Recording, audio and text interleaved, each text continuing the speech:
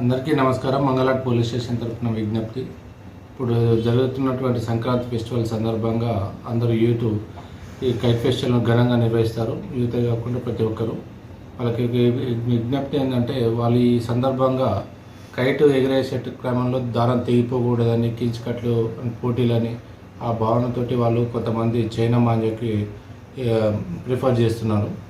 దాంట్లో భాగంగా అది చైనా మాంజా వాడటం కానీ అమ్మటం కానీ నిషేధం, అది ప్రొహిబిటెడ్ ఐటమ్. సో వాటికి అలాంటి కార్యక్రమాలు చేసే వాళ్ళ మీద మేము స్పెషల్గా ఫోకస్ చేసి గత వారం 10 రోజుల నుంచి స్పెషల్ డ్రైవ్ నిర్వహిస్తున్నాము. ఇప్పటివరకు ఒక 32 కేసెస్ ఎఫ్ఐఆర్ రిజిస్టర్ చేయడం జరిగింది. దాంట్లో ఒక 50 మందికి మనం అరెస్ట్ చేయడం జరిగింది.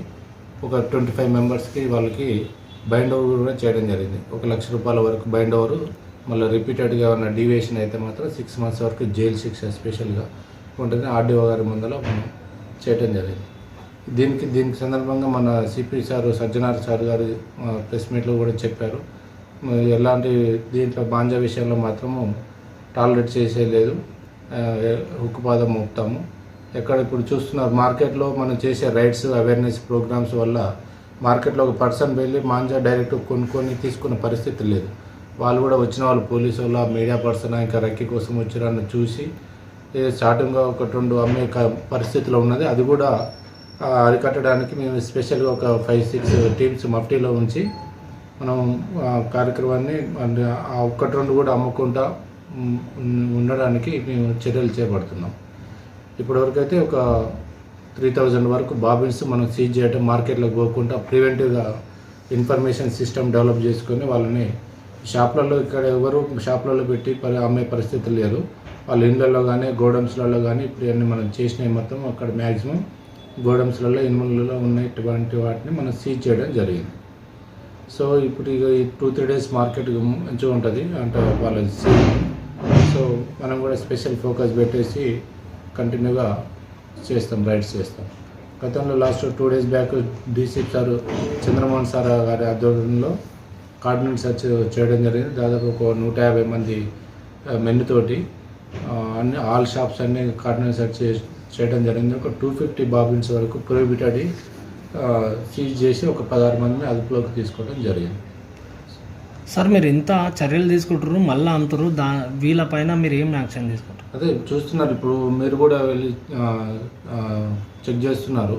ఎక్కడ ఒక డబ్బులు ఇచ్చేమంటే తీసుకున్న పరిస్థితి లేదు. ఈ మనం చేసే రైడ్స్ అవేర్నెస్ రైడ్స్ తోటి వాళ్ళు కూడా భయపడి ఏదో 1-2 స్టార్టింగ్ అమ్మే కార్యక్రమాలు కూడా నోటీస్లో ఉన్నాయి. దానికోసం మనకు 5-6 టీమ్స్ మఫ్టీలో పెట్టి మనం అబ్జర్వేషన్ ఉంచుకుంటూ అలాంటి వాళ్ళని వచ్చేటప్పుడు ఇమ్మీడియట్గా క్యాచ్ చేసి కేసులు కట్టే ప్రయత్నాలు చేస్తున్నాం. సార్ ఇప్పుడు ఫ్యామిలీ మెంబర్స్తో పాటు బిల్డింగ్లు పైన ఫ్యామిలీ తోటి చిన్న పిల్లలు ఉంటారు, పెద్దలు ఉంటారు, వీళ్ళంతా ఏమో బిల్డింగ్ పైన ఏమో మొత్తం కైట్ ఏమో ఫ్లైనింగ్ చేస్తారు. అంటే ఈ చిన్న పిల్లల గురించి వాళ్ళ ఫ్యామిలీ గురించి ఏమైనా చెప్తారా సార్? అంటే చిన్న పిల్లలకి ఏమైనా జాగ్రత్త చూసుకోవాలి, బిల్డింగ్ పై నుంచి ఎవరైనా పడినా చేసినా పిల్లలు లేకుంటాయి, అట్లానే వెళ్తూ ఉంటారు, వాళ్ళకి మీరు ఏం చెప్తారు ఈ విషయంలో? గతంలో governor Sajjanar sir CP Hyderabad గారు ప్రెస్ మీట్లో అనౌన్స్ చేయడం జరిగింది. ఎందుకంటే ఈ కైట్ ఎగిరేసే క్రమంలో పిల్లలు జోష్ ఉంటుంది. ఆ విధంగా అంటే చుట్టుపక్కల సరౌండింగ్స్ని అబ్జర్వ్ చేసే పరిస్థితిలో ఉండరు, హ్యాపీనెస్ కోసం ఉత్సాహంలో. సో మనకు సిటీలలో మ్యాక్సిమం ఇక్కడ స్లాబ్ల మీద కంటె గోడలు అనేది తక్కువ ఉంటాయి. ప్లస్ అదేవిధంగా కూడా ఎలక్ట్రికల్ వైర్స్ కూడా మనకు నియర్ బై ఉంటుంటాయి.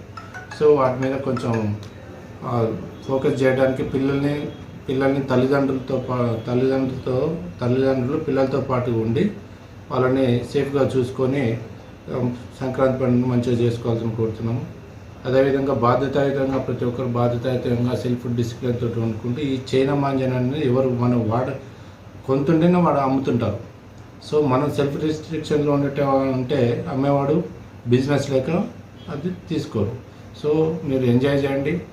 సో సాధారణ దారాలతో పాటుగా హానికరమైనటువంటి వాటికి ఉపయోగించకుండా అది చేస్తే మంచిదని విజ్ఞప్తి.